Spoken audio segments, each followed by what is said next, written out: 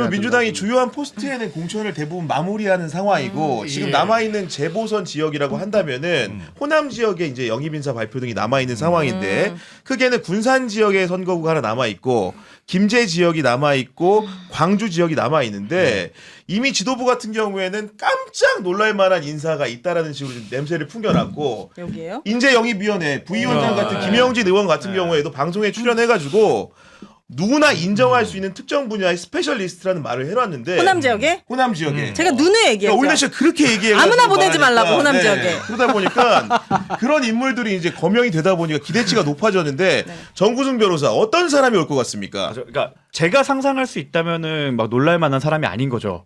사실은 그런 것을 뛰어넘는 스페셜리스트가 와줘야 진짜 국민의 기대를 충족시켜줄 수 있을 것 같은데 이렇게 기대치 뛰어났다가 만약에 그 밥에 그 나물 나오는 그러니까. 이거 쉽지 않은데 왜 기대치를 뛰어났는지 잘 모르겠습니다. 아니 기자들이 이제 20개를 하게 되는데 네. 일단은 혹시 보수 진영에서 활동하던 분이에요? 아니라는 겁니다.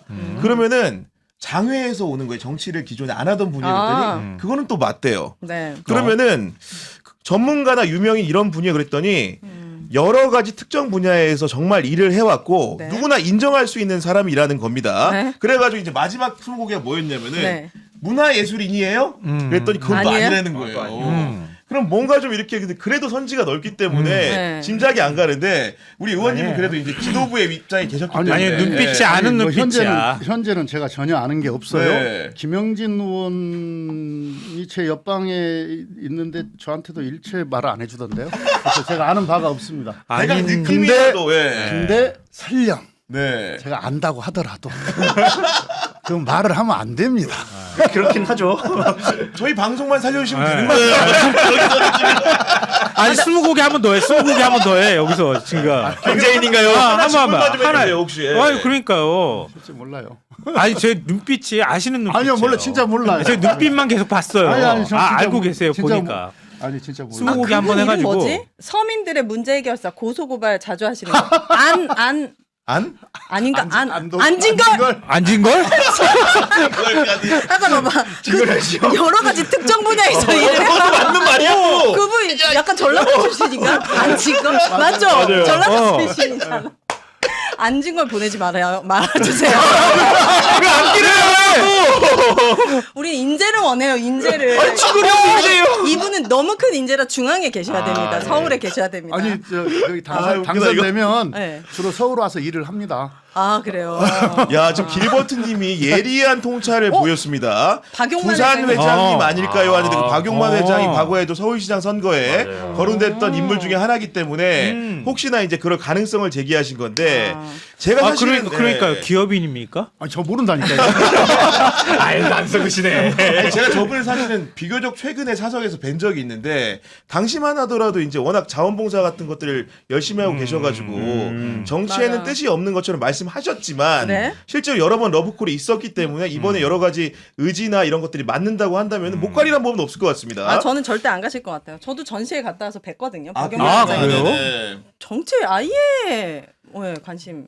그렇군요. 안 아, 하실 근데 것 그런 거 같은데? 믿으면 안 돼요. 제가 그 청와대 수석 발표하기 전날 네. 술자리에서 지금 그 소통 이규현 수석님을 맨날 뵀는데 예. 최진봉도 안 돼. 최진봉도 안 돼. 아, 여행조아님 최진봉. 최진봉. 안진걸 최진봉. 네. 아무튼 수석님께서 나는 이제 다 물러난 몸이기 때문에 저기 가서 유명한 사람들이랑 얘기해라라고 하고 다음날 TV로 봤더니 청와대 와 계시더라고. 이게 보안을 잘 지키시기 때문에 그런 거는 믿으면 안 된다. 네. 구구구님은 이제 오창석 그 청년대학 이사장도 말씀해 주시는데 물론 훌륭하신 분이니까 뭐 네. 여러 가지로 검토가 될 수도 있겠다라는 생각이 들면서도 네. 합리적으로 생각을 좀 해보면은 그 정가의 의견 같은 경우에는 공천을 세 군데다 이렇게 영입 인재를 깜짝으로 하진 않을 것 같고 그렇겠죠. 한 군데 정도 한다고 한다면은 광주, 광산이 좀 유력하지 않을까라는 게 그 세 평인 것 같고 왜냐면 거기에 워낙 많은 분들이 지금 입고 맞아요. 보하는 관계이기 때문에 그 중에 누굴 하나 시켜줘더라도 굉장히 반발이 있을 수 있는 상황들을 고려했을 때는 아무래도 정리를 위해서라도 누구도 이제 말을 못할 영입 인재를 내세울 가능성이 높다 이런 관측은 정도는 하는 것 같습니다. 네, 저도 대충 이렇게 뭐 어림짐작으로 생각하면 가장 가능성이 있는 건 광산이 아닐까 그런 생각을 하거든요. 네. 또 광산에서 지금 내리꽂지 말라고 또 시민단체가 막 성명도 내고 막 그럴 정도로 안에서 아주 복마전인 것 같아요. 네. 이럴 때 좀 전략적 판단을 해주는 건 필요할 것 같고요. 아까 네. 뭐 윤혜 씨 얘기했잖아요. 좀 제대로 된 사람 보내달라고 얘기하는 의원님 거니까. 제가 전라도 사람인데 네. 정말 아쉬운 게 많아요. 서운한 게 많아요. 저도 우리 의원님 전라- 순천 분이세요? 저도 예. 전라도 그쵸. 근데 네. 순천은 그나마 좀 나은 것 같아요. 솔직히. 전남 전북 이쪽이 수십 년 순천도 동안 전남이야. 아는데 그나마 순천은 조금 살기 좋은 도시의 느낌이 있어요. 그나마. 그래서 TK, PK 박가리가 더 빨리 못 됐던 이유가 예, 예. 진짜 민주당 그렇게 뽑아줬던 전라남도 사람들 진짜 잘 살면 알아서 박가리 됐을 거다라고 저는 생각하거든요. 저렇게 뽑아줬더니 저긴 잘 되더라. 그래 이런 민주당 식으로. 좀 뽑아보자. 근데 진짜 제가 얼마 전에도 광주 갔다 왔지만 유령 도시예요. 공무원 아니면 먹고 살기 힘들 정도로 좀 인재가 와가지고 진짜 이 지역을 위해서 바꿔보겠다 이런 세대 교체. 근데 우리가 한 그런 명의 분들- 언급을 빠뜨렸어요. 누구요? 가까운 분에 있는 얘기 이름이 안 나와서 한 분이 서운해하실까봐 누구예요? 김성환이라는 분도 계시는데 아, 김성환 평론가님. 네. 아니 전라도에 뭐 있으세요? 제 옆에 계세요. 아 인재 영입에서 한 번씩 그래도 걸어. 아 좋은 분들이 저는 좀 강원도래요. 가셨으면 좋겠다. 아, 강원도. 네, 강원도래요. 그럼 강원도 생각 있으세요? 에? 갑자기 아니 거기는 비슷 갑자기 데가 난데없이 뭐 없지 않나 그런 생각이 아무데나 들고. 막 찔러 네. 그냥. 지금 톰 생각이 브라운님 진짜. 같은 경우에는 김현종 그 말씀해 주셨는데 김현종 같은 경우에는 전에 통상교섭본부장을 했던 김현종님을 말씀하신 것 같은데 이름이 그분도 많이 역시 거론됐었으니까. 인지도나 지명도에 비춰볼 때는 공천을 받아도 어색하진 않을 것 같다 생각하지만 저희 머리 이렇게 모아봐야 그러니까. 맞지는 않을 것 같아요. 내가 보니까 맞습니다. 이 얘기는 이 정도로 하도록 하고 저는 우리 의원님은 궁금한 게 선거 많이 치러보셨는데 혹시 시장 다니는 거 좀 이렇게 좋아하세요 선거 기간에? 선거 기간에요? 네. 가죠. 가면 좀 어떤 아니, 활력을 저는- 좀 받습니까? 아니 네. 저는 오뎅을 좋아하고요. 그 다음에 호떡을 좋아해요. 네. 그래서 어떤 분들은 뭐 이렇게 평상시에도 시장을 가는데 시장을 갔기 때문에 그 어묵과 저 호떡을 먹느냐. 근데 저 경우는 달라요. 어묵과 호떡을 먹기 위해서 시장을 가요. 좋아하셔서. 네. 아 정말 음식을 좋아해서 맛있어요. 우리 동네 네. 우리 동네 야. 시장에 호떡과 어묵은 아주 맛있어요. 야 그렇구나. 예. 정말로 먹으러 가시는 거구나. 네. 예. 네. 그 짜장면도 맛있고요. 아니 저희 그 이재명 대통령 얘기 들어봤더니 네. 이렇게 기운 빠지거나 좀 이렇게 스트레스 받는 일이 있을 때 주변에 지금도 시장 가는 거를 좋아하고 실제로 이제 지금 대통령의 취임한 맞아요. 이후에도 시장 가는 모습들이 많이 찍히는 게 네. 거기 가면은 활력을 얻는다고 주변에 말씀을 하시나 봐요.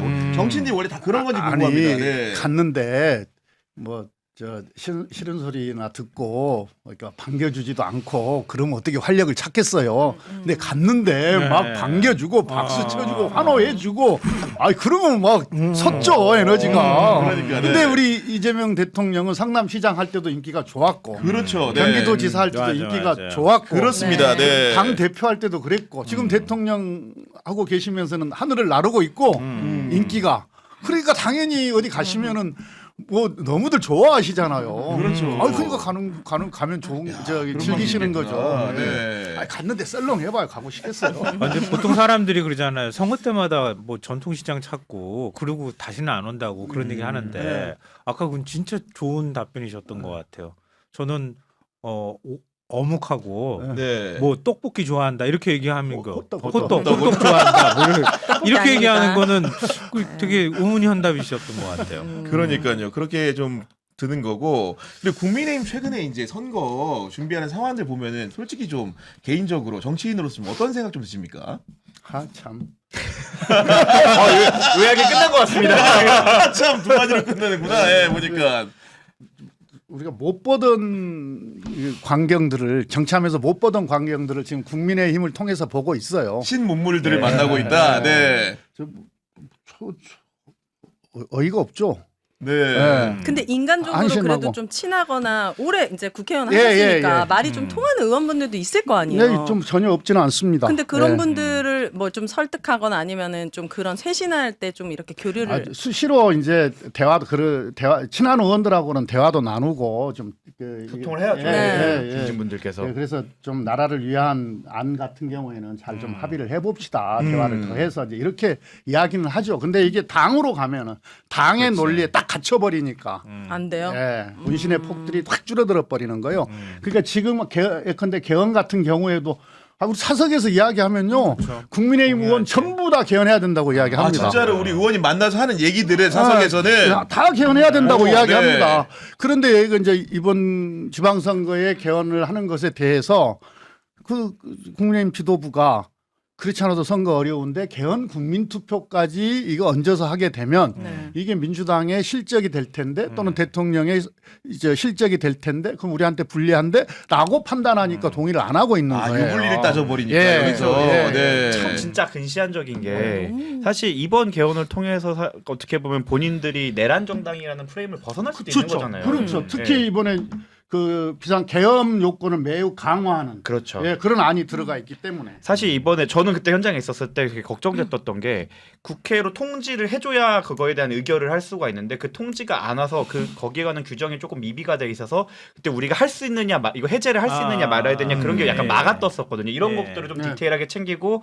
그리고 아, 우리가 통지를 그러네. 보내도 청와대에서 쉽고 그냥 계엄을 유지할 수도 있는데 왜냐하면 지체 없이라고 봐야지 그렇죠. 즉시가 아니다 보니까 이런 부분을 다 수정을 해서 이제 국회가 해산을 명령을 하면 계엄 해제를 명령하면 바로 이렇게 바로 즉시. 예. 이런 안전장치를 넣은 게 핵심인데 이거를 동의를 안 해버리니까 그건 사실 우리는 또 계엄 일어나면 또 이렇게 할 거예요라는 식의 약간 야, 정말 그런 부분이 무책임하게 아닌가. 느껴지는 그런 태도가 아닌가 싶네요 보니까요. 근데 계엄 네. 때 국회의장님이 되게 빛을 발했던 것 같아요. 네. 맞아요. 굉장히 프로세스를 정확하게 지키고 맞아요. 그 투표하기 직전에도 추경호 의원한테도 전화해서 한번 맞아요. 확인하고 사실은 진짜 국민들은 너무 답답했거든요. 네. 빨리 해, 왜 해제를 안 해? 근데 그 결과물이 너무 좋았기 때문에 한 번 더 빛났죠. 그때 만약에 조금 서두른다고 10분 20분 서두른다고 이런저런 절차 건너뛰었으면 맞아요. 헌재 갔을 때 더 쫄렸을 거예요. 맞아요. 네. 왜냐하면 거기에는 정말 버꾸라지도 많고 이 절차라는 것 자체가 그러한 프로세싱 자체가 가장 중요한 게 절차였잖아요. 그 네. 부분은. 그래서 그때 당시에는 욕을 많이 먹었죠. 실시간 댓글은 아마 맞아. 전 국민의 욕을 먹었을 거예요. 정화식 의장님 네. 평생 먹을 저는 그때 현장에 있을 때도 저도 그 욕을 하고 있고 왜 빨리 안 하는 거야?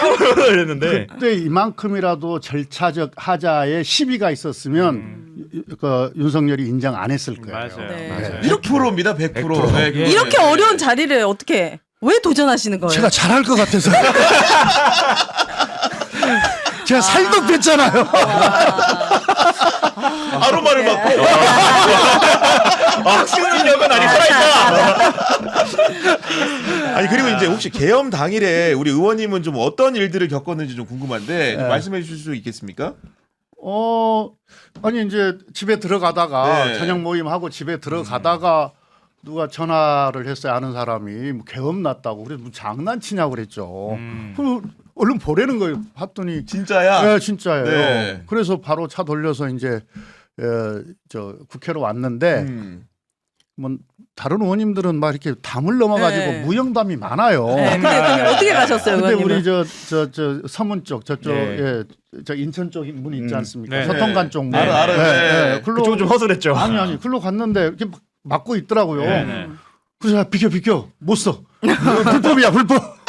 그래서 홍해 갈라지듯이 쫙 갈라지던데. 다 비껴요? 그래서 들어갔어요. 다른 사람은 다 막는데요. 아니 이제 그 하여튼 저는 그렇게 들어갔어요. 아니 잠깐 한 번 열어준 적이 있거든. 그때였던 것 같아요. 한 번 열어준 적이 있거든. 저도 그냥 걸어 들어갔어요.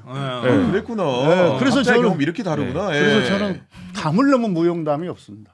아 그때는 살 빼시기 전이에요? 예. 그러니까 약간 카리스마 같은 게 느껴져요. 네. 비켜 막 이러니까 왜 뭔가 무섭고. 또 그 지위가 자연스러운 사람들이 있잖아요. 맞아. 제가 비켜면 뭐야 이렇게 국회의장이야 누구야? 막 이러면서. 아 비켜야 되나 보다.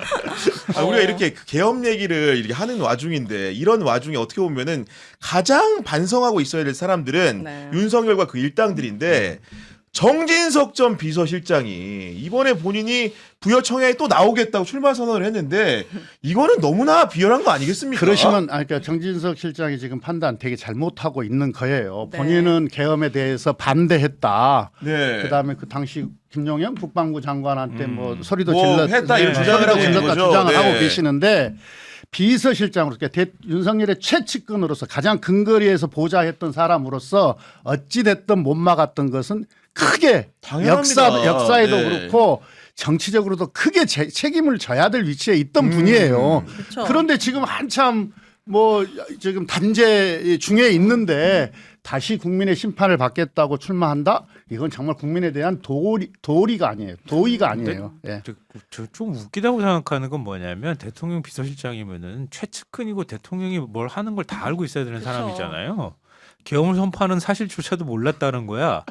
이거 무능하다고 그래야 되나? 무능을 넘어서는 거잖아. 그러면 훨씬 더 무능이죠. 미워해야 되는 거 아닙니까 그 사람을? 그렇죠, 상식적으로는. 근데 인간적인 도리 때문에 나는 윤 어게인 못하겠다 그러는 거 아니에요? 그리고 지금? 이제 와서는 저렇게 얘기하지만 만약에 성공했어 봐요. 누구보다 그 권력에 등을 얻고 아, 그 그렇지, 고가위했을 그렇지. 그럴 거예요. 이 말씀이 맞아요. 근데 이제 와서 이렇게 얘기하는 건 정말 비겁한 거고 저는 그 갑자기 부분 친일파가 생각나네. 그렇게 얘기를 하니까. 그뿐만 아니라 이 정권이 바뀐 다음에 대통령님께서 들어갔을 때 폐허 같다고 말씀하셨잖아요. 그렇게 만든 장본인일 거 아니에요. 맞아요, 예. 맞아요. 그러니까 그 부분에 대해서는 대통령기록물법 위반이나 증거인멸 이런 부분에 대해서도 지금 수사를 받아야 되고 받고 있는 받고 걸로 알고 있어요. 있는데 있어요. 네, 심지어는. 본인들이 지지난 말고 지지난대 선 때 그렇게 얘기하지 않았습니까? 사법 리스크. 본인들이 사법 리스크 달고 나면 어떡해요. 이거 앞뒤 말도 안 맞는 거죠.